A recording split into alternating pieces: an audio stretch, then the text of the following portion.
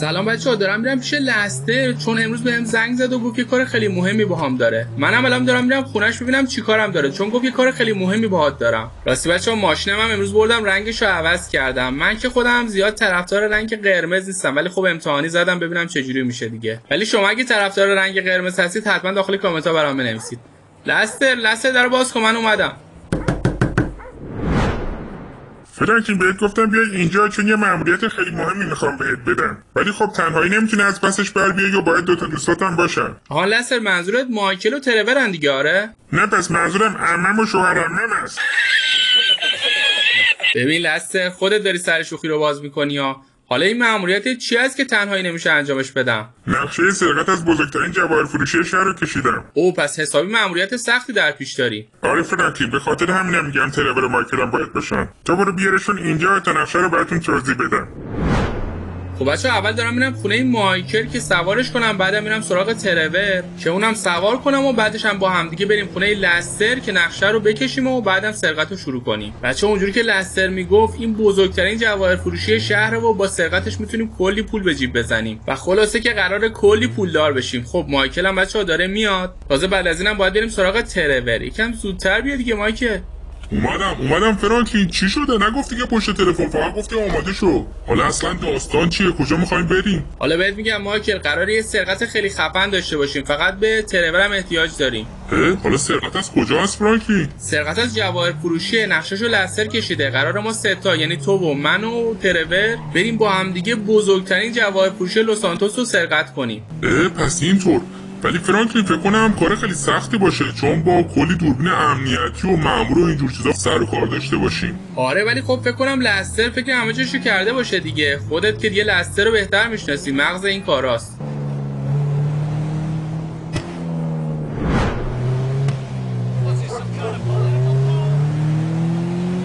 ما که دیگه رسیدیم خونه ترور. حاجی حرکت خدایی داشتی؟ آره فرانکلین باحال بود. میگم این ماشین تازه خریدی؟ نه اینو داشتمش، فقط دیروز دادم رنگش و تسخیر برام عوض کرد. میگم مایکل فکر کنم ترور خونه نباشه، حداقل ماشینش که اینجا نیست. نمیدونم، شاید ماشینش تو پارکینگه، شاید هم خراب شده تعمیرگاهه. نمیدونم، یه لحظه وایستا ببینم چی به چیه. شاید هم همین اطراف باشه. بچه‌ها عبدلی اونجاست، الان ازش میپرسم. عبدلی عبدلی میگم ترور کجاست؟ ماشینش نیست. من چه میدونم کجاست؟ شاید همین ترور اسم ازش خبر نداره. بابا مگه تو این خونه زندگی نمی‌کنی؟ نمیدونی ترور کجاست؟ من فقط شبا میرم اینجا میگیرم میخوابم. چه میدونم ترور چیکار میکنه، کجا میره کجا میاد. پس یعنی الان نمیدونی ترور کجاست؟ نه بابا نمیدونم کجا رفته. یه مورچه رفته تو شلوارم داره اذیت میکنه. حالا برو کنار ببینم، میخوام تمرین تیراندازی بکنم. برو کنار ببینم. باشه بابا رفتم. بچه‌ها مثل که ترور خونه نیست، ولی خب الان یه زنگی بهش میزنم ببینم کجاست. چرا زنگ میخوره جواب نمیده؟ حالا همیشه هم خونه بوده، یه موقعی که کارش داریم نیست. این عبدلی هم که میگه نمیدونم کجاست، گوشیشم که زنگ میخوره جواب نمیده. فرانکلین چی شد؟ پیداش نکردی؟ نه مایکل خونه که نبود، الانم دارم بهش زنگ میزنم جواب تلفنشو نمیده. نمیدونم کجا رفته آخه. الو فرانکلین. جواب داد. الو ترور کجایی پس؟ من همین اطرافم. به چطور مگه کارم داشتی؟ آره من الان جلوی خونه‌ام، دیدم نیستی، گفتم یه زنگ بهت بزنم ببینم کجایی. گفتم که همین اطرافم. حالا چیکارم داری؟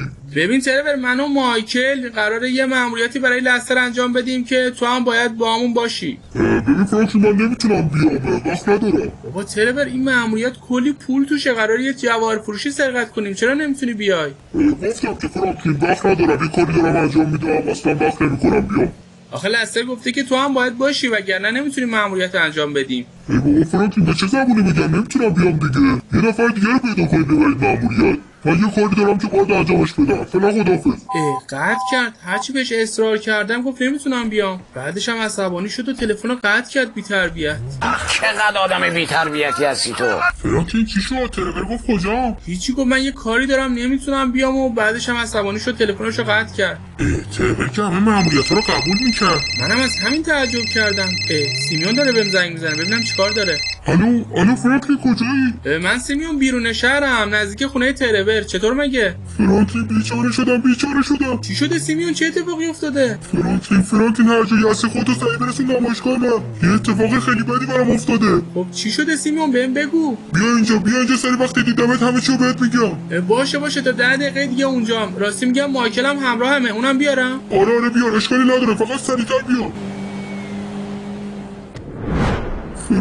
فرانکلین بیچاره شدم کل سرمایه‌ام از دستم رفت. وای به خاک سیاه نشستم فرانکلین دارم دیوونه میشم. خب سیمیون چی شده؟ یه کلمه حرف بزن. از اون موقعی که ما اومدیم همش داری میگی بدبخت شدم بیچاره شدم. فرانکلین من کل پولامو برداشتم 4 تا ماشین خیلی گرون قیمت سفارش دادم و قرار بود امروز از بندر همشونو با کامیون برام بیارم، ولی چند ساعت پیش راننده کامیون بهم زنگ زد و گفت یه نفر کامیون هاوی ماشینا رو ازش دزدیده. چی؟ یعنی ماشینایی که خریده بودی رو ازت دزدیدن؟ آره یه نفر راننده رو بیهوش کرده و کل ماشینامو دزدیده. چقدر بد سیمیون. حالا یه سرنخی چیزی از این سارق نداری؟ نه راننده کامیون میگه که روی صورتش نقاب زده بوده و نتونسته شناساییش کنه. منم گفتم به تو زنگ بزنم ببینم میتونی برام پیداش کنی. باشه سیمیون من سعی خودم میکنم برات پیداش کنم. حالا این مشخصات ماشینا، رنگشون، مدلشون رو بهم بگو ببینم چی میشه. باشه فرانکلین اگه برام پیدا کنی هر چقدر پول بخوای بهت میدم. فقط تو رو خدا برام پیداشون کن. کل سرمایه‌ام این ماشیناست. بچه من تا الان داشتم توی شهر میگشتم و این طرف و اون طرف پرسجو میکردم که ببینم میتونم این سارق ماشینای سیمیون رو پیدا کنم یا نه، که به نتیجه‌ای هم نرسیدم. ولی الان دوباره برگشتم خونه ترور چون بچه لستر مغزمو سوراخ کرد از بس بهم زنگ زد و بهم گفت که ترور رو هر جوری شده راضیش کنم که بیاد این مأموریت رو انجام بده، حتی اگه درصدی بیشتری خواست بهش بدیم که بیاد این مأموریت رو برامون انجام بده، چون اگه ترور نباشه مأموریتم دیگه کنسل میشه، پس بهتره که اونم بیاد. ای بابا هرچی در میزنم درو باز نمیکنه. فکر کنم هنوز بر نگشته. شاید هم تو خونه خواب باشه. بذار دوباره زنگ بزنم ببینم چی میشه. نه بچه‌ها مثل این که خونه نیست. بهتره برگردیم. فرانکلین چیکار داری؟ ترور خونه ای؟ بابا درو باز کن. من 2 ساعته دارم در میزنم. خونه چی فرانکلین؟ من اینجا. کجایی پس ترور؟ من نمیبینمت. اینجا فرانکلین. ترور اینجایی؟ من فکر کردم داخل خونه ای. پس بیرون بودی تازه رسیدی. آره همه الان رسیدم. به کارم داشتی؟ آره ترور. میگم چقدر لباسات خاکیه. چیکار داشتی میکردی؟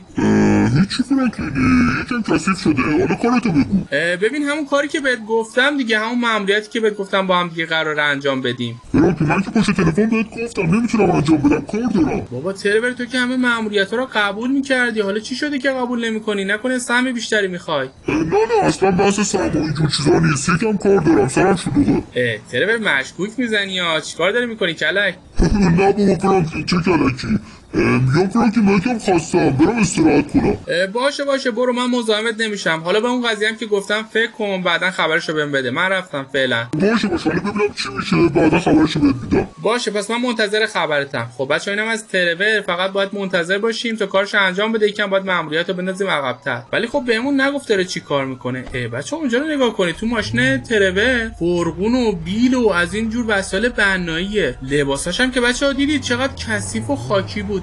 نمیدونم این ترور داره چی کار میکنه، ولی خب راستشو بخوان یکم بهش مشکوکم، چون ترور آدمی نیست که مأموریت رو عقب بندازه. یعنی این ترور بچه‌ها برای پول همه کاری میکنه، ولی الان نمیدونم چیکار داره میکنه که حتی قید مأموریت هم زده و این رفتارش برام یکم عجیب و مشکوکه. ولی خب بچه‌ها من یه فکری دارم. الان به مایکل زنگ میزنم و بعدش با هم دیگه تعقیبش میکنیم ببینیم کجا میره و چیکار میکنه. خیلی مشکوکه.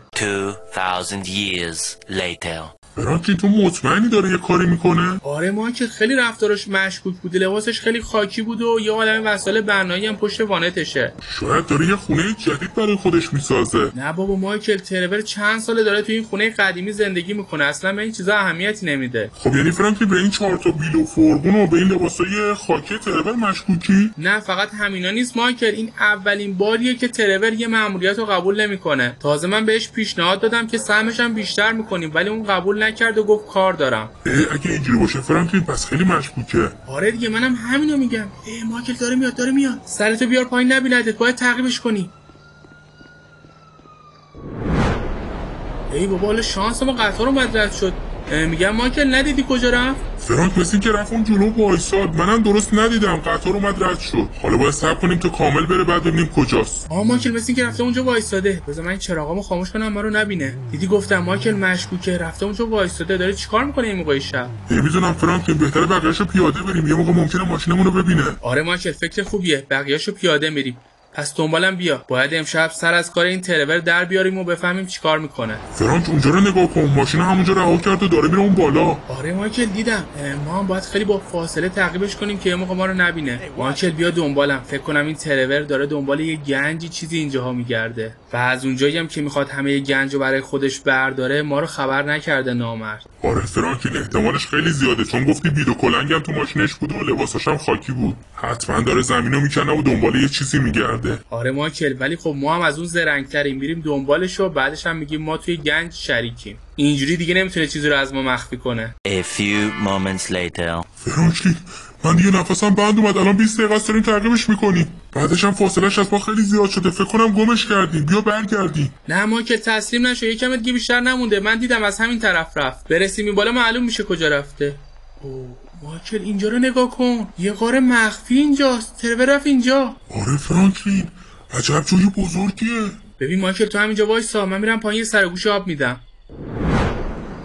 بچه‌ها نقاب زدم که یه موقع شناسایی نشم. بریم پایین ببینیم تو این غار چه خبره. دیدید گفتم بچه‌ها این ترور مشکوکه. اوه حاجی اینجا رو نگاه کن، چقدر ماشین اینجاست. کلی ماشین اینجاست، کلی هم قایق اون طرفه.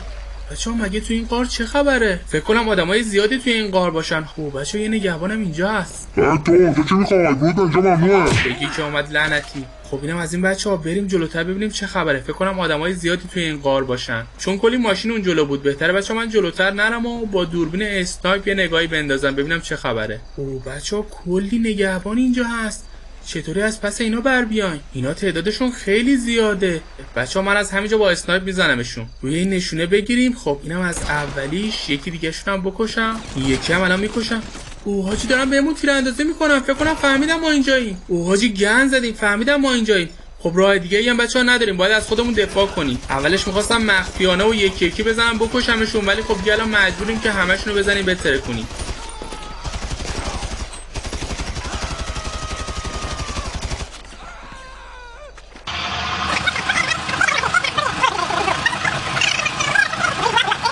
خب بچه‌ها بیشترشون رو زدم، فقط یه چند تا دیگه اینجا موندن که اونا رو الان ترتیبشون رو میدم. حاجی ترور داره اینجا چه غلطی میکنه که این همه نیروی مسلح داره؟ نمیدونم توی این غار به این بزرگی داره چیکار میکنه. او بچه‌ها ماشینا رو نگاه کنید، کلی ماشین خفن اینجا گذاشته. بچه‌ها اینا ماشینای سیمیونه، همون ماشینایی که امروز ازش سرقت کردن. عکساشو به من نشون داد، دقیقاً اینا هموناست. اوه حاجی اینجا رو نگاه کن، کلی آدم اینجاست. چیکار دارن میکنن؟ بچه‌ها اینا دارن مواد مخدر تولید میکنن. یعنی ترور داره توی این غار مواد مخدر تولید میکنه. عجب آدم آشغالیه. یه چند نفر دیگه هم اینجا هستن، ولی بچه‌ها اصلا حواسشون به ما نیست. هیچ عکس العملی نشون نمیدن از خودشون. بچه‌ها فکر کنم چون این غار خیلی تاریکه زیاد متوجه ما نمیشن. یه نگهبان دیگه هم این طرف است، باید بکشیمش. بچه‌ها اونجا رو نگاه کنید، ترور اونجاست. به به آقای ترور فیلیپس، پس گفتی کارداری اینه؟ آره فرانکی تو اینجا چیکار میکنی؟ چجوری اومدی اینجا؟ بچه‌ها زود بشید دستگیرش کنید. متاسفم ترور، نمیتونم به دستورت عمل کنم چون قراره همشون الان بمیرن. تو هم برو به جهنم. خب آقای ترور من موندم و تو بشین رو زمین و دستاتو بگی بالا. فرانکی داری چیکار میکنی؟ ببین من کلی پول اینجا دارم، هر چقدرش میخوای بردار از اینجا برو. باز این قضیه هم بهش کس چیزی نگو. شطور دیدی ندیدی؟ نه ترور، من شاید دزد باشم بانک بزنم یا ماشین بدزدم، ولی پولی که از فروش مواد به دست میاد و تا حالا استفاده نکردم و نمیکنم و نمیذارم تو هم این کارو بکنی. تو آدم خیلی پستی هستی ترور. تو حتی به دوست خودت سیمیون هم رحم نکردی و ماشیناشو دزدیدی. نه فرانکی برات توضیح میدم. الان زنگ میزنم به سیمیون بیاد اینجا ماشیناشو ببره، بعدش هم تحویل پلیست میدم. نه فرانکی این کارو نکن. خیلی خوبم این کارو میکنم. الو فرانکی چی شده نصف شبی زنگ زدی؟ اتفاقی افتاده؟ سیمیون درسته دیر وقت بهت زنگ زدم، ولی خب یه خبر خوش برات دارم. چی شده فرانکی؟ نکنه ماشینا پیدا کردی؟ آره سیمیون دقیقاً. چی؟ جدی میگی فرانکی؟ آره ولی اگه بهت بگم کار کیه اصلا باورت نمیشه. چی؟ یعنی سرقت ماشینا کاری آشنا بوده؟ آره سیمیون اونم چه آشنایی. یه لوکیشن برات میفرستم، سری خودتو برسون اینجا. خب بچه‌ها زنگ زدم پلیس اومد اینجا، ترور رو که بازداشت کرد. سیمیون هم اومد رفت اون طرف داره ماشیناشو میبینه. فقط بچه‌ها میخوام اینجا رو نشونتون بدم. ببینید ترور تو این چند وقت اینجا چیکار میکرده. اون طرفا که دیدید کلی پول و طلا اونجا بود که همشون از راه فروش مواد مخدر به دست آورده و اینورم کلی سلاح و مهمات و اسلحه گذاشته که اگه موقع مثلا پلیسی چیزی اومد از خودشون دفاع کنن. ولی خب دیدید که چقدر راحت گیر افتاد، چون بچه‌ها داش احسان چی باخت نمیده. پس حتما تو کامنت ها بنویسید. این طرفم که بچه‌ها کلی تابلو و عتیقه دزدیده از قبل. مثلا اینجا رو نگاه کنید، عاج فیله که کلی هم قیمت داره و این طرفم تابلوهای عتیقه است که از موزه و اینجور جا دزدیده. من که اصلا بچه‌ها فکر نمی‌کردم ترور یه همچین مخفیگاهی داشته باشه.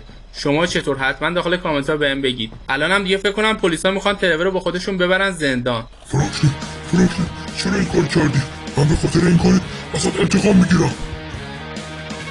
خب بچه‌ها هم بود از ویدیوی امروز. لایک ویدیو رو اصلا فراموش نکنید و توی کامنت هم بگید دفعه بعد مخفیگاه چه کسی رو پیدا کنیم. دوستتون دارم خیلی زیاد. ویدیوی بعدی میبینمتون.